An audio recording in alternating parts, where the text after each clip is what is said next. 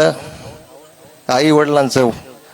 त्यांनी एवढं म्हणजे कष्ट तर आई वडील करतातच, कुठलाच आई वडील वाटत नाही की लेकरं हे करतात, लेकरासाठी सगळेच करतात. पण वहिनींची शिस्त आणि जो नीटनेटकेपणा आहे, वहिनींनी कमी जास्त झालं तरी हर्षवर्धनला सुद्धा थोबाडीत मारायचं, इतकी शिस्त लावली त्यांनी. त्या शिस्तीमुळे हा घडला. अशोकरावांनी एवढे कष्ट केले की वडवणीला ड्युटी आणि लातूरून येणं जाणं करायचं रोज. कमीत कमी 150 किलोमीटरचं अंतर ते जायचं आणि यायचं. केवळ मुलं लातूरला शिकायला होती आणि मुलांसाठी ते लातूर राहिले. त्याच्यानंतर त्यांच्याच शिस्तीत, त्यांच्याच त्याच्यामध्ये वाढलेले त्यांचे चिरंजीव अशोकराव तिडके हे सुद्धा खूप हुशार, खूप म्हणजे काय, फक्त 4 माणसानं मार्कानं त्यांनी म्हणजे गॅजेटेडच्या एक अटेम्प्ट हुकलाय, नाहीतर डेप्टी कलेक्टर असते ते. ही दुसरी पिढी आणि ही तिसरी पिढी. हर्षवर्धन, मला सांगायचं की बुद्धिमत्ता जी आहे ती काही वाया जात नाही. ह्या पिढीत नाही, त्या पिढीत, दुसऱ्या पिढीत, कोणत्यातरी पिढीमध्ये तिचा त्या बुद्धिमत्तेला संधी मिळते. तर असा हा म्हणजे पार्श्वभूमी, कुटुंबिक पार्श्वभूमी हर्षवर्धनची आहे. जे UPSC मध्ये जे यश संपादन केलं आणि 355वा या ठिकाणी रँक मिळवला आणि त्या यशाचं या ठिकाणी स्वाभिमान बाळगून गावकरी मंडळींनी त्याचा सत्काराचं आयोजन केलेलं आहे. नागरिक सत्कार आहे. या नागरिक सत्कार सोहळ्याच्या अध्यक्षस्थानी असलेले मारुतराव दादा गीते, सत्कार मूर्ती चिरंजीव हर्षवर्धन तिडके, त्यांचे वडील अशोकराव तिडके, आई अंजली वहिनी, या कार्यक्रमास आवर्जून उपस्थित असलेल्या या परळी नगरीच्या नगराध्यक्षा सौभाग्यवती पद्मश्रीताई बाजीरावजी धर्माधिकारी, बाजीराव भैया धर्माधिकारी, या कार्यक्रमास उपस्थित राहण्यासाठी ज्या आतुरतेनं वाट बघत होते असे डॉक्टर संतोषजी मुंडे, महाराष्ट्र राज्य दिव्यांग कल्याण मंडळ, दिव्यांग मंत्रालय, यानंतर वळवणी नगरपंचायतचे उपनगराध्यक्ष बंशीभाऊ मुंडे, परळी तालुका कार्यालयाच्या तालुका कृषी अधिकारी अर्चनाताई नागरगोजे, व्यासपीठावरील सर्वच मान्यवर, सगळ्यांची क्षमा मागून व्यासपीठ आणि समोर बसलेले गावकरी बंधूंनो, सर्वांना माहितीच आहे की आपण या ठिकाणी कशासाठी जमलेलो आहेत. ज्या UPSC मध्ये हर्षवर्धननं यावर्षी जे यश मिळवलंय ते यश आपल्या गावामध्ये गेल्या वर्षी अक्षय मुंडे यांनी UPSC क्रॅक करून 699 त्यांचा रँक आलेला होता. हर्षवर्धननं जे यश मिळवलंय ते यश या ठिकाणी खूप मोठं आहे. तो जिल्ह्यामधला एकमेव मुलगा आहे बीड जिल्ह्यामध्ये. यावर्षी फक्त एकटाच तो पात्र झालेला आहे की बीड जिल्ह्यात ही आपल्यासाठी सर्वांसाठी खूप अभिमानाची गोष्ट आहे. UPSC म्हणजे काय साधन आहे, देशामधली सर्वोच्च परीक्षा म्हणजे UPSC नंतर देशामध्ये दुसरी कुठली परीक्षा नाही. आणि या UPSCच्या परीक्षेमध्ये जवळजवळ 20 लाख मुलं बसतात. त्याच्यामध्ये प्रीला काय जातात, आता मेन्सला काय जातात, त्याच्यानंतर ओरलमध्ये काय जातात, एकाच 3 असा रेशो असतो आणि त्यामध्ये 355 रँक त्यानं मिळवला आहे. आणि नक्कीच त्या रँकच्या ह्याच्यावर आपला हर्षवर्धन या देशाच्या प्रशासकीय सेवेमध्ये IAS म्हणून जाणार आहे. त्याच्यावर खूप मोठी जबाबदारी आणि हा मान आयुष्यामध्ये क्वचित मिळतो, त्याला मिळालाय आणि आपल्या गावकऱ्याला मिळालाय. गावकऱ्यालाच नव्हे तर या तालुक्याला मिळालाय आणि तालुक्यालाच नाही तर जिल्ह्याला मिळालाय. या तालुक्यामध्ये यापूर्वी IAS म्हणून फक्त किरण गीते यांची या ठिकाणी निवड झालेली आहे. बाकीच्या नंतर आहेत आपल्याकडं 4-5 IRS आहेत. त्याच्यानंतर हर्षवर्धन हा दुसरा आहे तालुक्यासाठी. तर हे यश म्हणजे आपल्यासाठी तर आहेच, तालुका जिल्ह्यासाठी आहे. एवढं आपलं भाग्य असतं, शब्दांनाही कडू पडावे अशी काही गोड माणसं असतात. केवढं आपलं भाग्य असतं जेव्हा ती आपली असतात. म्हणजे आपल्या गावाचं आहे, आई वडिलांचं तर आहेच, पण गावासाठी सुद्धा तितक्याच अभिमानाची ही गोष्ट आहे. आणि याच्या पार्श्वभूमी जर मी सांगितली नाही तर माझा प्रस्तावित पूर्ण होणार नाही. त्या कुटुंबाची पार्श्वभूमी सांगत असताना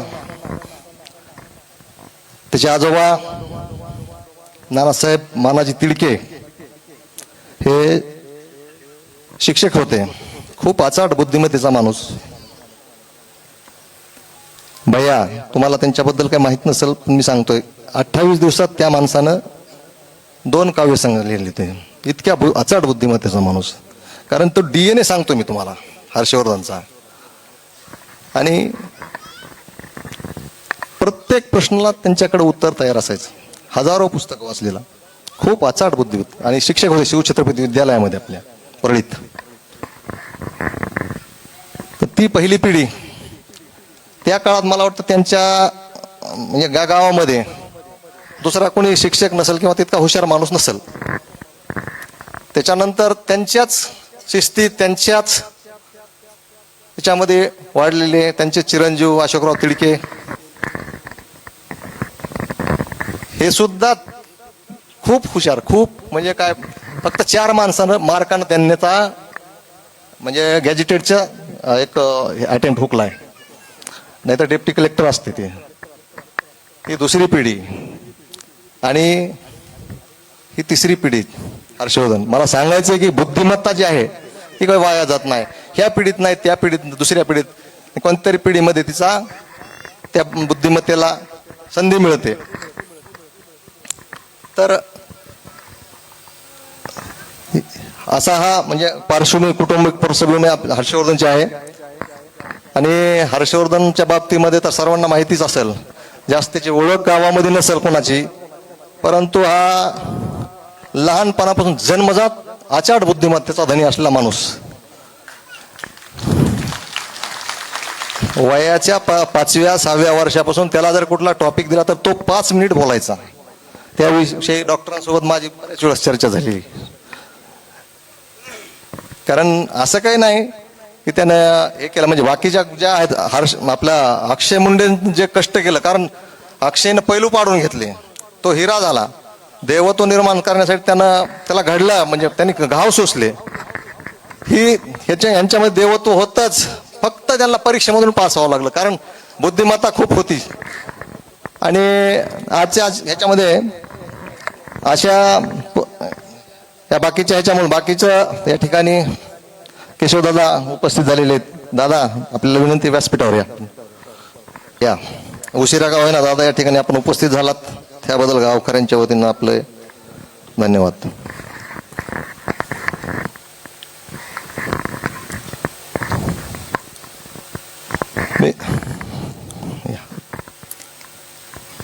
मी या ठिकाणी हर्षवर्धन बद्दल सांगत होतो. तर हर्षवर्धननं कुठलाही क्लास लावला नाही.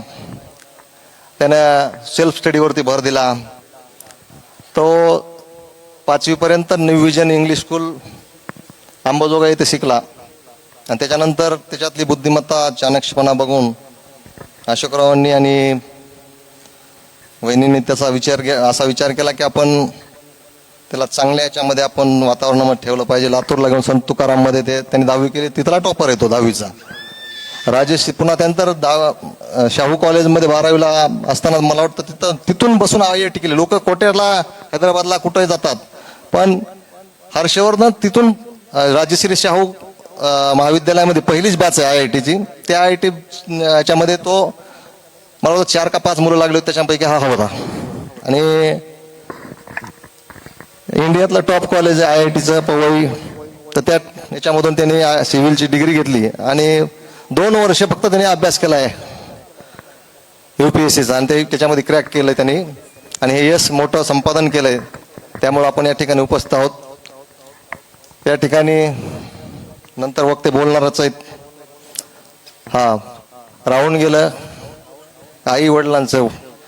त्यांनी एवढं म्हणजे कष्ट तर आई वडील करतातच. कुठलाच आई वडील वाटत नाही की लेकरं हे करतात. लेकरासाठी सगळेच करतात. पण वहिनींची शिस्त आणि जो नीटनेटकेपणा आहे, वहिनींनी कमी जास्त झालं तरी हर्षवर्धनला सुद्धा थोबाडीत मारायचं, इतकी शिस्त लावली त्यांनी. त्या शिस्तीमुळे हा घडला. अशोकरावांनी एवढे कष्ट केले. वडवणीला ड्युटी आणि लातूरून येणं जाणं करायचं रोज.